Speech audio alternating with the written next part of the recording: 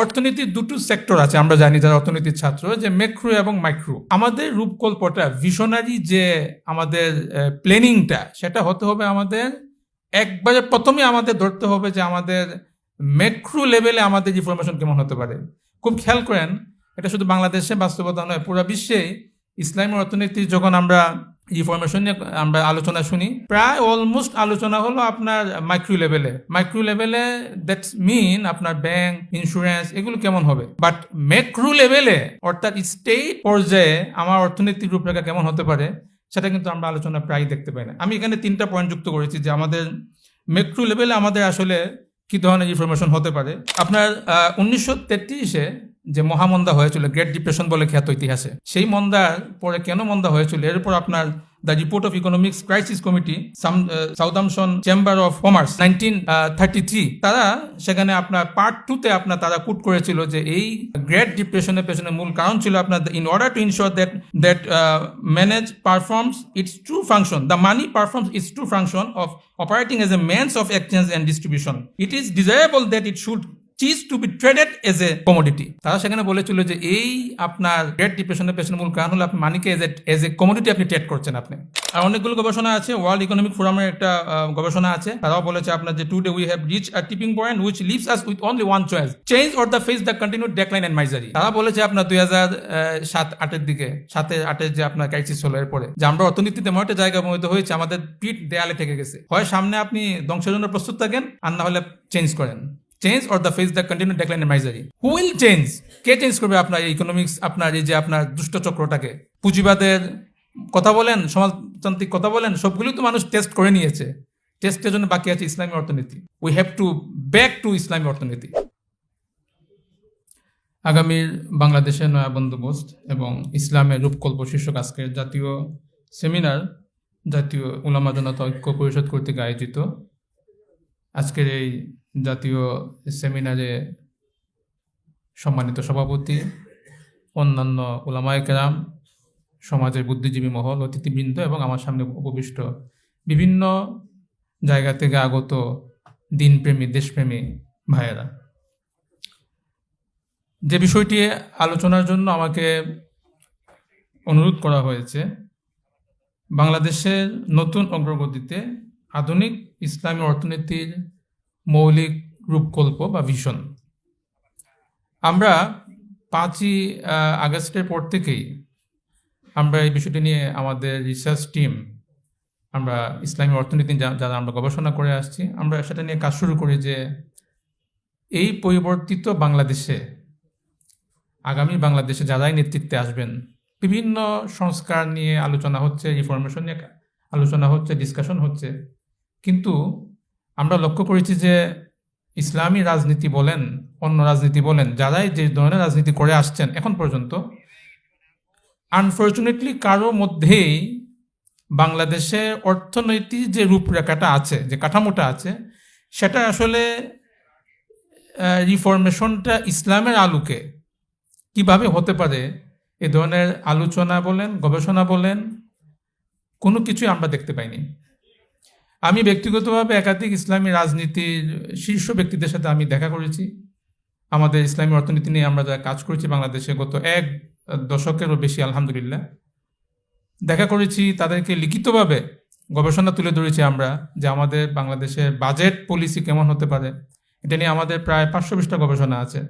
বাংলাদেশের fiscal policy, বাংলাদেশের monetary policy, বাংলাদেশের ব্যাংকিং পলিসি, বাংলাদেশের ইন্স্যুরেন্স পলিসি, বাংলাদেশের ক্যাপিটাল আপনার যে মার্কেট আছে সেটার পলিসি, আমাদের আপনার বৈদেশিক ঋণ, ফরেন ডেট ম্যানেজমেন্ট কেমন হতে পারে, আমাদের কারেন্সি সিস্টেম মেকানিজম কেমন হতে পারে। আমরা এখনো ফিয়াট কারেন্সির উপর বসে আছি, সেটাকে আমরা কিভাবে আমরা প্যারালালি আমরা আরও আপনার গোল্ড বেসড কারেন্সিতে আমরা কীভাবে যেতে পারি। আমাদের ফিসক্যাল পলিসি দেখে আমরা ইনডাইরেক্ট কর ভ্যাটের মধ্যে আমরা আটকে আছি। ডাইরেক্ট কন্ট্রিবিউশনারি যে টুলসগুলো আছে বিভিন্ন দেশে ব্যবহৃত হচ্ছে, সেগুলিতে আমরা কীভাবে যেতে পারি। এই ধরনের আমরা প্রায় 100 পৃষ্ঠা একটা গবেষণা আমরা বিভিন্ন জায়গায় আমরা জমা দিয়েছি। আজকে আপনাদের জন্য আমরা আমাদের সেই কয়েক বছরের গবেষণার আলোকে আমি আজকে 30 পৃষ্ঠার একটা সামারি গবেষণা নিয়ে এসেছি আজকের এই জাতীয় সেমিনারের জন্য, এবং সেটার নামও দিয়েছে আমাকে আমার ভাই মুফতি হারুন ভাই আমাকে নামও বলে দিয়েছেন যে বাংলাদেশের নতুন অগ্রগতিতে আধুনিক ইসলামী অর্থনীতির মৌলিক রূপকল্প কেমন হতে পারে, এই বিষয়ে আপনি আপনার গবেষণা তুলে ধরবেন। এই বিষয়টি আসলে বক্তব্যের বিষয় না, এটা আসলে একটা ডিসকাশনের বিষয়, এটা পলিসি মেকিংয়ের বিষয়। এটা এই জন্য লম্বা আলোচনার দরকার, সেই সুযোগ আজকে নেই। তবে আমি চেষ্টা করবো এই 30 পৃষ্ঠার গবেষণা, যেটা প্রায় কয়েকশো পৃষ্ঠা গবেষণার সামারি, সেখান থেকেও একেবারে মূল কথাগুলো, আমাদের মাদ্রাসায় ভাষায় বলি মতন, একদম মূল কথাগুলো সেটা আমি বলার চেষ্টা করব। অর্থনীতির দুটো সেক্টর আছে, আমরা জানি যারা অর্থনীতির ছাত্র, যে ম্যাক্রো এবং মাইক্রো। আমাদের রূপকল্পটা, ভিশনারি যে আমাদের প্ল্যানিংটা, সেটা হতে হবে আমাদের একবারে প্রথমে আমাদের ধরতে হবে যে আমাদের ম্যাক্রো লেভেলে আমাদের ইনফরমেশন কেমন হতে পারে। খুব খেয়াল করেন, এটা শুধু বাংলাদেশে বাস্তবতা নয়, পুরো বিশ্বে ইসলামী অর্থনীতি যখন আমরা ইনফরমেশন নিয়ে আমরা আলোচনা শুনি, প্রায় অলমোস্ট আলোচনা হলো আপনার মাইক্রো লেভেলে। মাইক্রো লেভেলে দ্যাটস মিন আপনার ব্যাংক, ইন্স্যুরেন্স, এগুলো কেমন হবে। বাট ম্যাক্রো লেভেলে, অর্থাৎ স্টেট পর্যায়ে আমার অর্থনীতির রূপরেখা কেমন হতে পারে, সেটা কিন্তু আমরা আলোচনা প্রায় দেখতে পাই না। আমি এখানে 3টা পয়েন্ট যুক্ত করেছি যে আমাদের ম্যাক্রো লেভেলে আমাদের আসলে কী ধরনের ইনফরমেশন হতে পারে। 1 নম্বর হলো আপনার আমাদের যে বর্তমান অর্থনীতির যে কাঠামো, ম্যাক্রো কাঠামো, সেখানে আমরা দেখতে পাই যে একটা ভয়াবহ কাঠামো আমরা দেখতে পাচ্ছি, যে সেটা হলো ঋণ নির্ভর কাঠামো। আপনারা অনেকে হয়তো জানেন যে বাংলাদেশে, আমি যদি একটা তথ্য শেয়ার করি, যে আমাদের প্রত্যেকটা বাজেট যখন আমরা দেখি, বাজেট আলোচনা হয়, সেখানে দেখবেন যে একটা উল্লেখযোগ্য অংশই বরাদ্দ রাখা হয় যে ঋণ পরিশোধ এবং সেটা সুদ পরিশোধের। আমরা তথ্য দেখতে পাচ্ছি যে আপনার গত আমাদের যে বাজেটটা 25-26 যে বাজেটটা গেল, সেখানে আমরা দেখতে পাচ্ছি যে আমাদের দেশের বৈদেশিক ঋণের পরিমাণ সেটা প্রায় 9,50,000 কোটি টাকা, এবং দেশীয় ঋণের পরিমাণ 11 লক্ষ টাকারও বেশি। তার মানে আমরা যা দৃশ্যমান উন্নয়ন দেখতে পাচ্ছি, এটা আসলে উন্নয়ন হলো আপনার বাহ্যিক দৃষ্টিতে। আপনি যদি গভীরভাবে তাকান, এটা একটা ফিউচার লাইবিলিটি।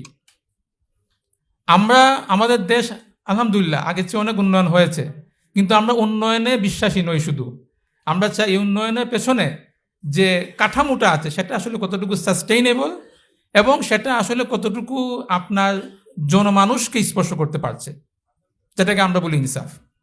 সেটা আসলে আপনার ডিস্ট্রিবিউটেবল হচ্ছে কিনা, মানুষকে আসলে টাচ করতে পারছে কিনা উন্নয়নটা, সেটা দরকার। আমাদের কাঠামোতে উন্নয়ন হয়, কিন্তু সেই উন্নয়ন আসলে একটা মোটা দাগে একটা ফিউচার লাইবিলিটি।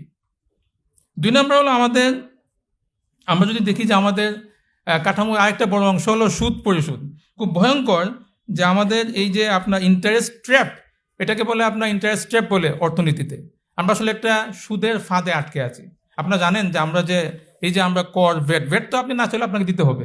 একটা প্যারাসিটামল কিনতে গেলে আপনাকে ভ্যাট দিতে হবে। আপনি কি জানেন যে আপনার প্রত্যেকটা টাকায় ভ্যাটে কত % সুদ আপনি পে করতেছেন বাংলাদেশের অর্থনীতিতে? আমি তথ্য দিচ্ছি আপনাদেরকে, আপনারা জানবেন, এগুলো সার্চ দিলে পাওয়া যাবে।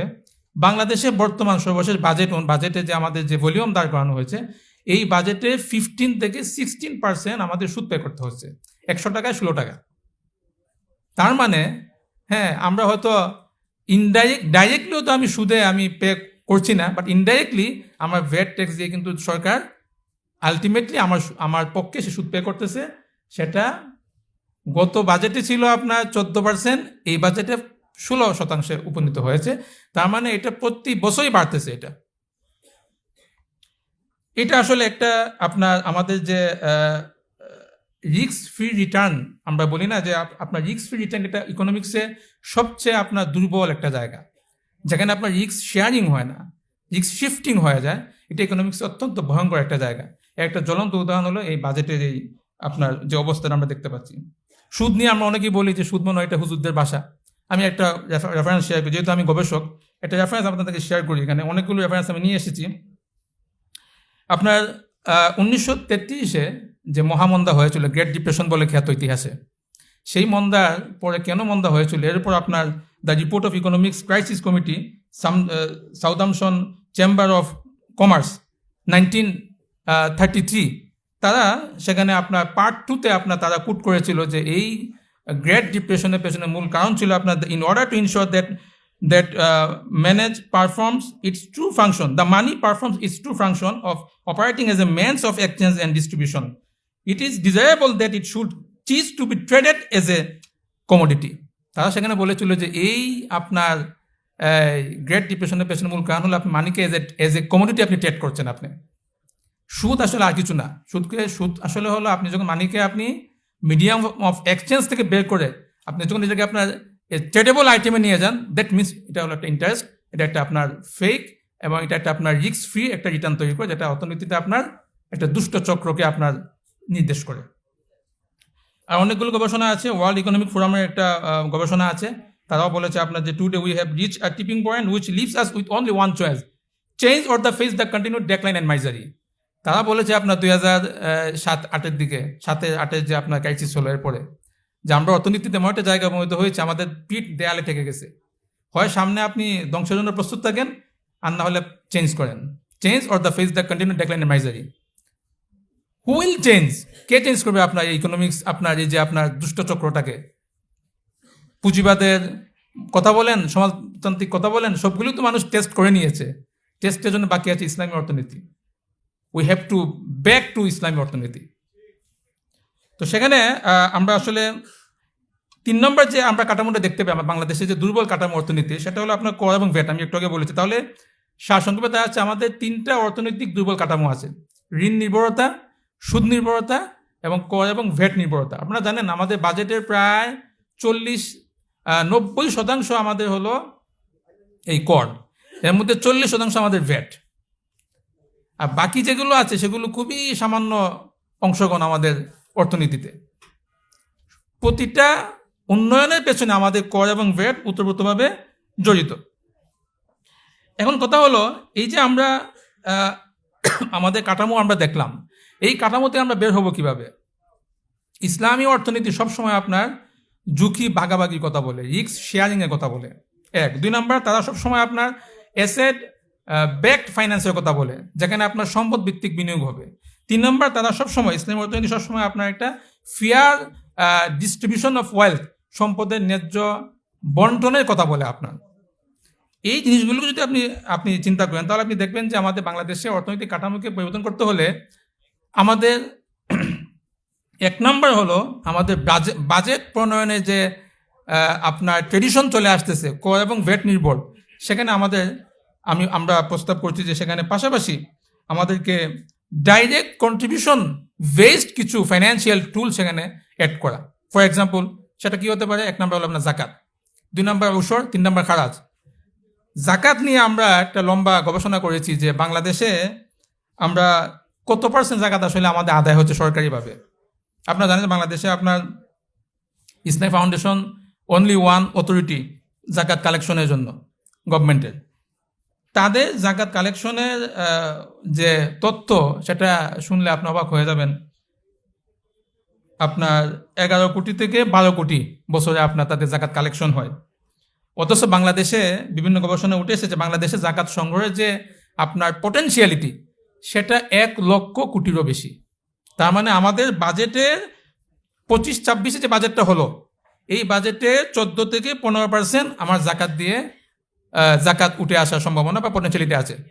প্রশ্ন আসতে পারে জাকাত তো সব জায়গায় আমি ব্যবহার করতে পারবো না, আমরা তো ফিক্স চর্চা করি, আমরা জানি যে জাকাত আপনার সব জায়গায় ব্যবহার করা যাবে না। বাট আপনি খেয়াল করেন বাজেটের এই 24-25 বাজেটে আপনার সামাজিক নিরাপত্তা খাতে 1,36,026 কোটি টাকা বরাদ্দ দেওয়া হয়েছে। এটা মোট বাজেটের 17%। এই আপনার 24-25 এবং সেখানে ব্যয়ের খাত বলা হয়েছে আপনার সেগুলো খেয়াল করেন, ওলামায়ে কেরাম বুঝতে পারবেন সেগুলো আসলে মাসরাফে জাকাতের মধ্যে পড়ে যায়। বয়স্ক ভাতা, বিধবা, প্রতিবন্ধী, তারপর আপনার এই স্বল্প মূল্যে খাদ্য দেওয়া গরিবদেরকে, নানা কিছু আছে সেখানে।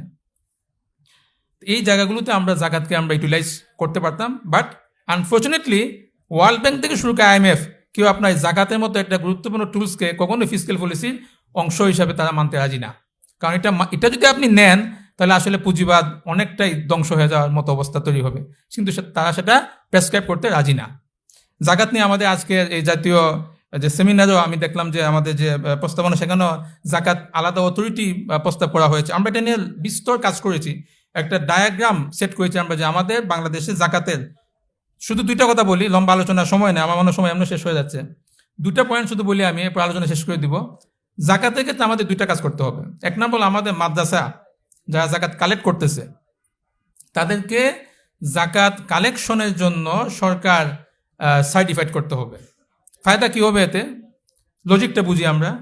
ধরেন একটা মাদ্রাসা, সে জাকাত তো এমনি কালেক্ট করতেছে, সে জাকাত কালেক্ট করবে, সরকার তাকে জাকাত কালেক্টর হিসাবে সার্টিফাইড করবে। ফায়দা কি হবে?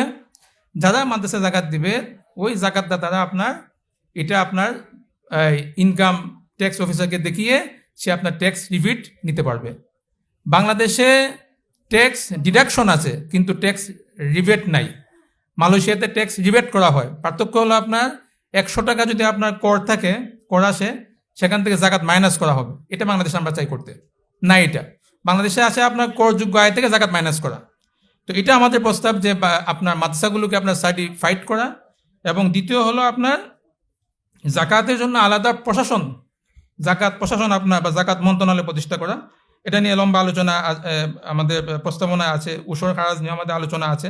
অর্থাৎ শরিয়ার মধ্যে থেকেই আপনি জাকাত, উসর খারাজকে আপনি ফিসকাল পলিসি টুল হিসেবে ব্যবহার করে আমাদের সামাজিক উন্নয়নে সেগুলো ভূমিকা আরও উজ্জ্বল করার সুযোগ আছে। কতটুকু সময় পাবো আমি? শেষ করে দিই নাকি? আচ্ছা, আরেকটা ম্যাক্রো ইকোনমিক্সে আরেকটা দিক যদি আমি বলি, যে আমাদের দ্বিতীয় যে বিষয়টা সেটা হলো আমাদের বৈদেশিক ঋণ। আচ্ছা, বাংলাদেশ আপনার IMF থেকে ঋণ নেয়, ওয়ার্ল্ড ব্যাংক থেকে ঋণ নেয়, ফরেন ডেটগুলো। আমরা কি জানি যে IMF এর একটা এক্সটার্নাল শরিয়া বোর্ড আছে? অনেকে হয়তো আমরা জানি না। IMF চায় যে মুসলিম কান্ট্রিগুলো তারা যারা আপনার ঋণ দরকার, IMF থেকে ঋণ নেওয়া দরকার, তারা চাইলে তারা জন্য শরিয়া অনুযায়ী ঋণ নেওয়ার যে টুলসগুলো আছে সেগুলো তারা ব্যবহার করতে পারে। বাংলাদেশে আগামী ভবিষ্যতে যারা আসবে, আমরা বিশেষ করে যারা ইসলামী যারা রাজনীতি করছেন তাদের কাছে আমরা বারবার বলে আসছি যে IMF এর কাছে আপনারা একটা রিকমেন্ডেশন তৈরি করেন যে তাদের যেহেতু অলরেডি এক্সিস্টিং একটা কাঠামো আছে, যে কোনো মুসলিম দেশ চাইলে তারা সেভাবে শরিয়া অনুযায়ী ঋণ নেওয়ার প্রস্তাব দিতে পারে। আমরা IMF আপনারা জানেন অনেকে যে ISDR ভ্যালুতে ওরা কাজ করে, তাদের কারেন্সি হলো আপনার SDR ভ্যালু কারেন্সি, ওদের সবগুলোই আপনার SDR কারেন্সিতে আপনার কনভার্ট করা হয়। আমরা একটা প্রস্তাবনা তৈরি করেছিলাম, সেটা আজকে বিস্তারিত বলার সুযোগ নেই, যে সেটাকে আমরা নাম দিয়েছিলাম যে আপনার আইটিপি একটা মডেল আমরা দাঁড় করেছিলাম, যে মডেলের মাধ্যমে এই আমাদের বাংলাদেশ IMF এ এক্সিস্টিং স্ট্রাকচারের মধ্য থেকে শরিয়া কমপ্লায়েন্ট সে আপনার ফরেন ডেট পাওয়ার সুযোগ তৈরি হতে পারে। এছাড়া OIC দেশগুলো আপনার একটা দেশের সাথে আপনার এই ধরনের নেগোসিয়েশন করতে পারে যে আমরা প্রয়োজনে একে অপরকে সুদমুক্ত জিরো ইন্টারেস্টে আমরা ঋণ বা অন্য কোনো অ্যাসেট বেসড ট্রানজাকশনের মধ্য দিয়ে আমরা বিনিয়োগ করতে পারি বা সহায়তা দিতে পারি। শেষ করে দিব মানিটারি পলিসি নিয়ে একটা কথা। মানিটারি পলিসির ক্ষেত্রে একটা বড় সমস্যা হলো আমাদের মানিটারি পলিসি দাঁড়িয়ে আছে আপনার সুদ হার বাড়াবো না কমাবো। খুব খেয়াল করেন, সুদ হার বাড়াবো না কমাবো। মানিটারি পলিসি একটা সুইচের মতো, যখন আপনার মুদ্রাস্ফীতি দেখা দিবে আপনার সুদ হার বাড়িয়ে দিবে, মুদ্রা হ্রাস সুদ হার কমিয়ে দিবে। এই একটা পলিসি আপনার চলতেছে। আমরা প্রস্তাব করেছি যে মালয়েশিয়া এবং ইরান, সুদান বিভিন্ন দেশে আপনার মানিটারি পলিসিতে আপনার শুধু সুদ হার ভিত্তিক মেকানিজম না করে এটার সাথে আপনার ইনভেস্টমেন্ট, এমপ্লয়মেন্ট এবং প্রোডাকশন এই তিনটাকে যুক্ত করা।